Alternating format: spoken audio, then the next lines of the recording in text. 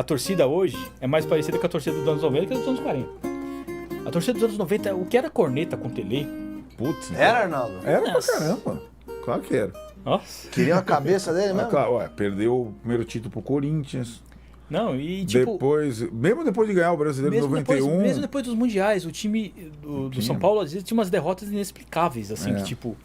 Dava aquele apagão. É porque aquilo, o Tele valorizava um estilo de jogo que, tipo, uma hora ou outra o adversário encaixava, que perde. Vai tomar. Mas não é por isso que o Tele mudava a filosofia dele, entendeu? Outra mentira, época de Tele, rebaixamento. Ah, chegamos lá. Por favor. Não, Essa é fácil. Terror Essa porque, até né? eu sei.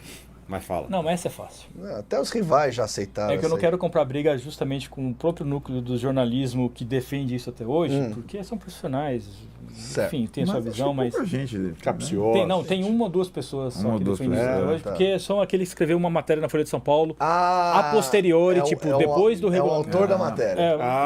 Quem tava ali... Tá, Enfim. entendi. Bom, vamos lá. Em 1989, fizeram a reunião, o Conselho Arbitral, para definir o regulamento de 1990. O que está lá? Não vai haver rebaixamento. Claro, já nesse regulamento já previa que o campeonato seguinte seria disputado, o campeonato seria disputado em 2 grupos, não define quem fica em cada grupo, essas coisas, porque isso fica para o Campeonato seguinte. campeonato seguinte. Isso. Bom, todos os jornais, todas as revistas, Placar, Estado de São Paulo, Folha de São Paulo, antes do campeonato fala, não vai haver rebaixamento. Tinha a Copa do Mundo de 90 na Itália. Tinha a Copa do Mundo, tinha por isso um que o calendário regulamento teve a diferente. repescagem gigante para estar com um Isso. joguinho lá, o São Paulo com essa repescagem. Exato. E se ferrou nessa repescagem, não avançou, por isso que terminou em 15º. Enfim, foi mal, mas é 15º de 28. E sem rebaixamento, então tipo, acabou o Paulista, vamos pro Brasileiro. Foi vice-campeão brasileiro. Aí Com o chegou Tele, saiu Forlan, Santana, entrou o Tele. o Tele reergueu tudo, enfim. Vamos lá. Mas aí no final do Campeonato Paulista de 1990, com o São Paulo já eliminado, surge aquela manchete da Folha de São Paulo, que a culpada nem é tanto eles, é porque o que aconteceu foi o seguinte. Os dirigentes da Federação Paulista naquela época, desde 1987, tentavam e não conseguiam diminuir o número de clubes no Campeonato Paulista.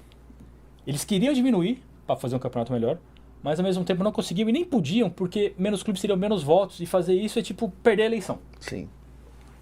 A solução salomônica deles o que era? Era dividir em grupos e acabou aumentando o número de times. Ninguém caiu em 87, ninguém caiu em 88, ninguém caiu em 89 e foi aumentando. E aí, Inchando os grupos. Dividido em grupos e inchando os grupos. Mas chegou no momento que não dava mais. Não daria mais, mas não era nesse momento ainda. Enfim. Bom, não teria rebaixamento, mas aí o presidente em exercício, o Fará estava afastado, não lembro por que motivo, o Gerbrand, nos bastidores, não sei o que, querendo cooptar, convencer as pessoas que ele mudaria o campeonato para 91, que teria menos clubes, e aí, tipo, em decorrência disso, aí vendo a posição do São Paulo, o São Paulo então se daria mal, seria rebaixado. A questão é a seguinte, o jornalista da Folha comprou essa ideia, sem saber se o que o presidente da Federação Paulista estava falando poderia ser viável ou não, sem conhecer os termos das normas do regulamento e do CND, que era o Conselho Nacional de Esportes. Naquela época havia o CND, que era algo que meio que gerenciava as federações esportivas, gerenciava como era dirigido o esporte na época. Como se fosse o Ministério do Esporte antes de Não, mas é com mais norma. Com mais normas. O Ministério é mais para execução. Sim. E isso era mais normativo. Certo. Então, tinham que seguir o que estava escrito lá. Claro. E tá. O CND meio que dizia o seguinte, que o regulamento tem que ser cumprido e tudo mais, mas era aquela coisa bem da cultura brasileira. Tem que ser cumprido, mas se não quiser, pode. Como? O CND falava assim, se a associação dos clubes, o Conselho Arbitral, 80% de quem tem direito a voto decidir rasgar o regulamento, é algo legal. Tudo bem. Só teriam que convencer 80% a rasgar o regulamento. Agora, quem tem consciência desses clubes que, tipo, teriam que cair 16, como é que eles iam convencer 16 clubes a rasgar o regulamento que, tipo, previa o que tinha que acontecer, o que era normal, a votar contra eles mesmo para se rebaixarem? Tipo, o Gerbrand falou que ele ia fazer isso, mas ele não tinha poder nenhum de fazer isso.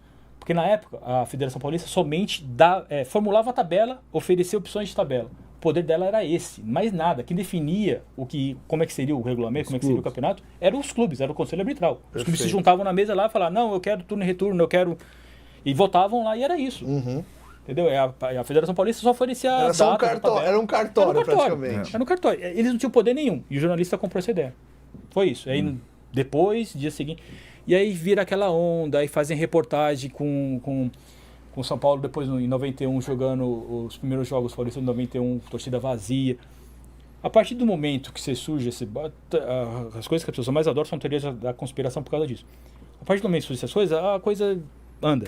São Paulo fez uma promoção para vender sorvete e aumentar a torcida, acham porque é desvalorizando, porque estava na segunda mesmo. Tipo, cara, os estádios de todos os clubes nos anos 90 eram vazios. Sim. O que vocês estão vendo agora, depois da pandemia, é algo muito pós-pandemia.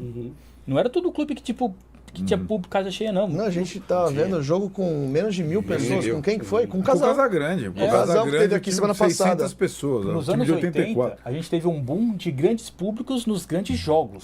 Mas jogo comum, não. Não. E aí, eu até costumo dizer que a era de ouro do São Paulo nos anos 90 só não foi maior por duas coisas. Por concorrência financeira de outro lado, mas principalmente essa concorrência financeira, porque justamente o São Paulo, como eu posso dizer,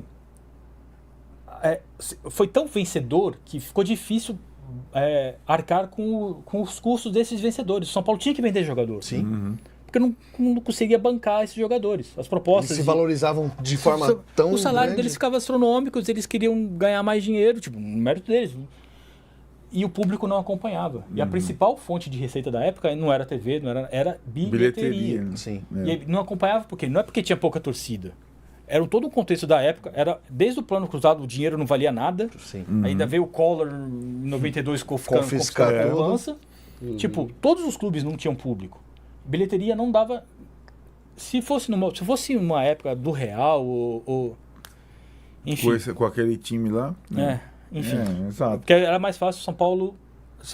Com a média de público da torcida hoje, aquela era de ouro teria sido muito maior. Sem dúvida. Michael. Mas esqueci qual era o assunto, eu nem sei como eu Não, entrei a gente tá nesse falando do assunto. rebaixamento, né? Rebaixamento. Enfim, não havia rebaixamento. É isso.